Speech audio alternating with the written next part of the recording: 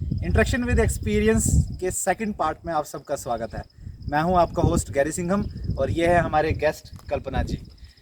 तो आज कल्पना जी के साथ एक बहुत ही ज़्यादा इंटरेस्टिंग सेक्शन होने वाला है। पहले तो मैं उनके बारे में ब्रीफ बता दूं कि वो एक करंट में अभी MBBS स्टूडेंट हैं और फॉर्मरली वो BAMS स्टूडेंट रह चुके हैं। उन्होंने 1 साल BAMS में भी लगाया हुआ है। तो हम आपका स्वागत करते हैं अपने चैनल में कल्पना जी। Thank you. और हमारा ये सौभाग्य है कि इतना ज़्यादा अच्छा एक्सपीरियंस हमें उनके साथ मिल रहा है और आप सबको भी उनका एक्सपीरियंस सुनने को मिल रहा है। तो कल्पना जी, सबसे पहले तो आप अपने बारे में बताइए कि आपने किस तरीके से अपनी नीट के बाद जर्नी शुरू की और किस तरीके से आपने BAMS में एडमिशन ली। तो बैंस में एडमिशन के लिए जैसे सबसे पहले तो नीट जो कि नेशनल एंट्रेंस का एलिजिबिलिटी टेस्ट होता है वो मतलब वो टेस्ट क्वालिफाई तो क्या मतलब उसके बेसिस पे एक मेरिट बनती है। उसके बाद आप अपनी पसंद की कोई भी कोर्स जो आप परस्यू करना चाहते हैं, MBBS, BDS, BAMS, मतलब सबके लिए वही एक कॉमन टेस्ट होता है एडमिशन के लिए। सो मतलब अनफॉर्चुनेटली मुझे MBBS में नहीं मिल पाई थी उस टाइम एडमिशन। वैसे मेरा फर्स्ट प्रेफरेंस तो ये थी कि MBBS मिले, but then after I thought कि अब MBBS नहीं मिला है सो BAMS करते हैं। सो बस यही सेम प्रोसीजर था जो MBBS में एडमिशन का है, वही सेम BAMS में भी एडमिशन का प्रोसीजर होता है। हाँ, बिल्कुल सही बोला आपने। नीट एक ऑल इंडिया बेस्ड पेपर है और ये आसान एग्ज़ाम नहीं होता है, काफ़ी ज़्यादा टफ एग्ज़ाम होता है। काफ़ी लाखों बच्चे इसके ऊपर ये अप्लाई करते हैं और किसी भी मेडिकल कोर्स के लिए, जैसे कल्पना जी ने बताया, चाहे BAMS के लिए, BAMS के लिए या BDS के लिए जो है वो परस्यू करते हैं आगे। BAMS एक काफ़ी ज़्यादा अच्छी डिग्री है, तो इसके बारे में थोड़ा सा और ओवरव्यू हम कल्पना जी से जानना चाहेंगे कि BAMS एक्चुअली है क्या। आप ब्रीफ ओवरव्यू दीजिए प्लीज़। BAMS की मैं अगर फुल फॉर्म बताऊं then it is bachelor of Ayurvedic medicine and surgery. ये सेम MBBS की तरह 5.5 ईयर्स का कोर्स होता है जिसपे हम मेडिसिन पढ़ते हैं, बट मतलब मॉडर्न मेडिसिन के साथ साथ हमें जो आयुर्वेदिक मेडिसिन एंड सारा जो हमारे ग्रंथों में आयुर्वेदा लिखा गया है उसका वो भी पढ़ाया जाता है। हाँ, तो मतलब ऑफ कोर्स ही बात है, BAMS एक डिग्री है, उसके अंदर आयुर्वेद जो शब्द आ रहा है, तो ऑफ कोर्स ही बात है कि आयुर्वेद में तो इसके अंदर जो मास्टरी होगी ही होगी। तो अब BAMS तो ठीक है, उन्होंने 1 साल जो उसके अंदर लगाया और जैसे उन्होंने बताया कि इसके अंदर आयुर्वेदा भी पढ़ाया जाता है। पर इंटरेस्टिंग क्वेश्चन यहाँ पे हम सभी के लिए ये बनता है कि कल्पना जी, जैसे मैंने अभी आपको बताया कि वो अभी करंटली MBBS स्टूडेंट हैं, तो उन्होंने नीट दोबारा दिया और फिर उसके बाद उन्होंने MBBS के लिए परस्यू किया। तो ये काफ़ी ज़्यादा एक चैलेंजिंग बात है और काफ़ी इंटरेस्टिंग बात है कि BAMS जैसी एक बड़ी डिग्री परस्यू करते करते उनके दिमाग में ये कैसे ख्याल आया कि वो नीट का एग्ज़ाम दोबारा देंगे और MBBS के लिए परस्यू करेंगे। तो मैं चाहता हूँ कि आप प्लीज़ हमारे दर्शकों को ये बताएं कि आपका माइंड सेट क्या था जब 2020 में दिया था आपने पेपर ये, तो आपका क्या माइंड सेट था BAMS से जो है MBBS में स्विच जॉब करने का, तो ये बताइए प्लीज़। जैसे मैंने आपको पहले भी बताया कि मेरी फ़र्स्ट प्रेफरेंस हमेशा से MBBS के लिए ही रही है। सो मतलब बट अनफॉर्चुनेटली क्योंकि मेरे मार्क्स थोड़े कम थे सो MBBS नहीं मिल पाया था। और मतलब BAMS में मतलब जाना मेरा मतलब मैं ये नहीं बोल सकती कि मेरी चॉइस थी, but because of those conditions तो मेरे दिमाग में ये तो था हमेशा से कि मैं एक और ट्राई दूंगी नीट को, ठीक है, मतलब MBBS में एडमिशन के लिए एक और ट्राई ज़रूर दूंगी। सो ये तो पहले से ही था। फिर उसके बाद जैसे फॉर्म्स निकले नवंबर दिसंबर में निकले थे उस टाइम, सो वो तो फिलअप कर ही दिए थे। सो इतनी ज़्यादा तैयारी तो नहीं हो पाई थी क्योंकि वहाँ पे भी पढ़ाई का काफ़ी स्ट्रेस रहता ही था। बट था एक कि मतलब MBBS नीट करना है क्वालिफाई, तो फिर से तो थोड़ी बहुत तैयारी करते रहते थे साथ साथ।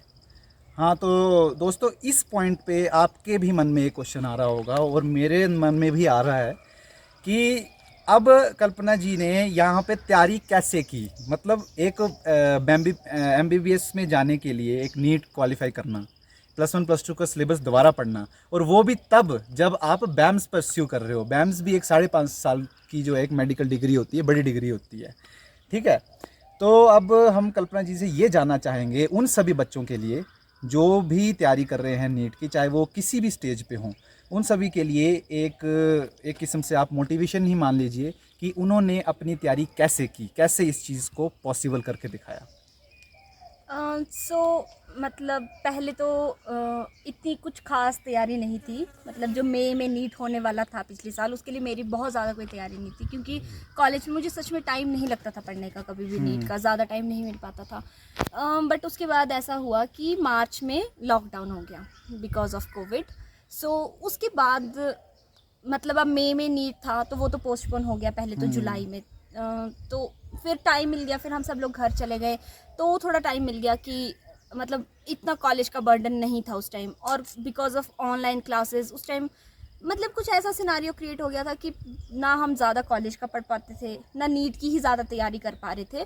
तो जुलाई में पोस्टपोन हुआ था आई थिंक नीट, पहले 26 जुलाई को होने वाला था आई थिंक। फिर उसके बाद पोस्टपोन होने के फिर सितंबर में डेट चला गई थी। हाँ, तो जो जुलाई वाला नीट था उसके मतलब जस्ट 10-15 दिन पहले ये पता लगा था कि अभी फिर से पोस्टपोन होना है। लेकिन उस टाइम मेरे दिमाग में एक बहुत ज़्यादा स्ट्रेस क्रिएट हो गया कि मतलब अब नीट को 10-15 दिन बचे, तब तक कोई डिसीजन नहीं आ रहा था कि अब नीट दोबारा पोस्टपोन होगा कि नहीं होगा।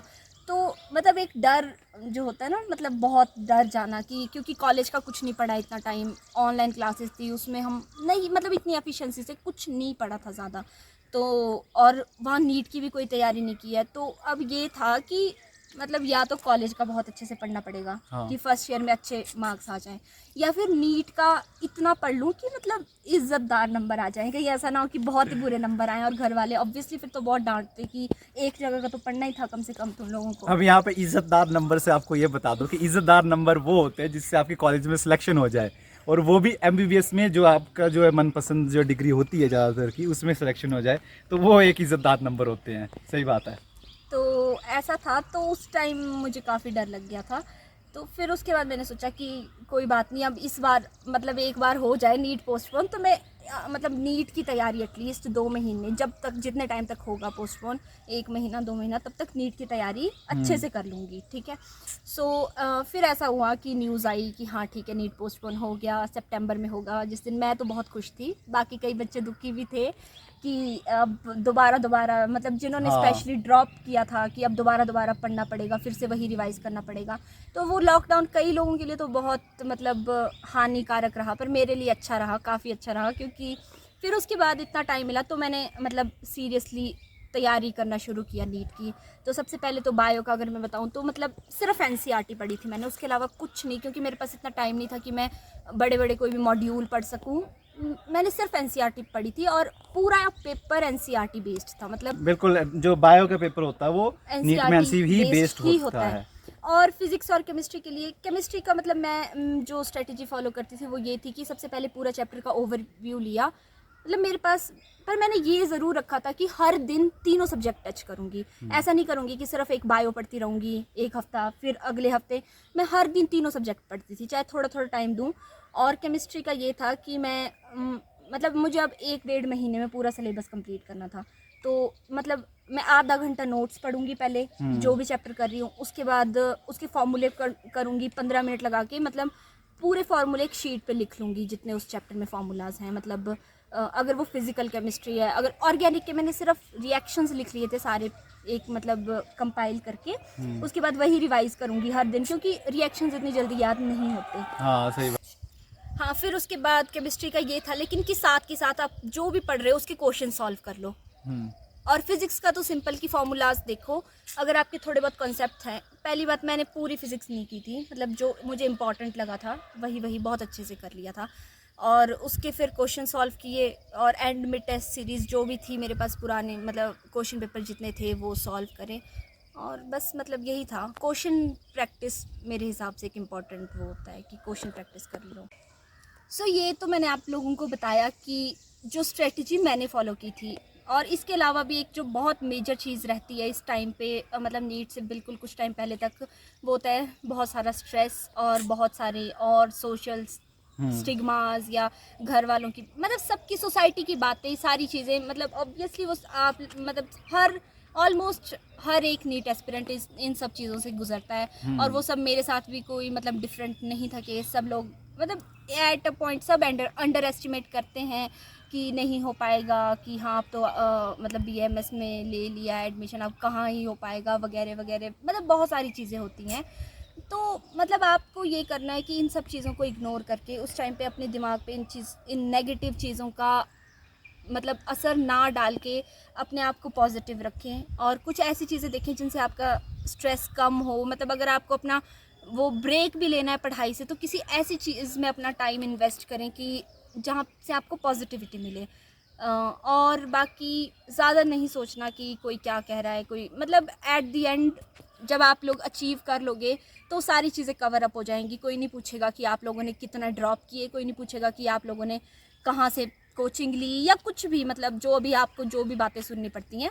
सो मतलब अभी आपको सिर्फ अपनी पढ़ाई पे फोकस करना है। ये नहीं सोचना कि वो मेरे बारे में क्या सोचेगा, कि पता नहीं मेरे से हो पाएगा नहीं हो पाएगा। सबसे बड़ी तो यही चीज़ होती है। मतलब मैंने एट द एंड ये अपना एटीट्यूड रखा था कि कोई बात नहीं, मतलब मैं अपना 100% दूंगी। अब जितना टाइम बचा है उसमें बहुत अच्छा करूँगी। होता है नहीं होता है वो सब चीज़ें बाद में देखेंगे, ठीक है। तो आप लोगों को इस सब चीज़ में मतलब ये सब चीज़ सोच के कि होगा नहीं होगा उसमें अपना टाइम वेस्ट नहीं करना है। आपको बस अपने दिमाग में वो 3 चीज़ें घूमनी चाहिए, फिज़िक्स केमिस्ट्री बायो, कि मेरा इन चीज़ों पे वही चीज़ें घूमें और बाकी सारी चीज़ें आप अवॉइड करें इस टाइम पे सोचना। बिल्कुल सही बात है ये। आपको मैं एक चीज़ ये बता दूं कि अभी जो 2021 का जो नीट की जो सिचुएशन इस टाइम बनी हुई है ये कुछ ज़्यादा डिफरेंट नहीं है 2020 से, क्योंकि अभी भी नीट का पेपर जो है वो पोस्टपोन होने के कगार पे है। पोस्टपोन हो सकता है, नहीं हो सकता है, कन्फ्यूजन वैसे की वैसे ही बनी हुई है।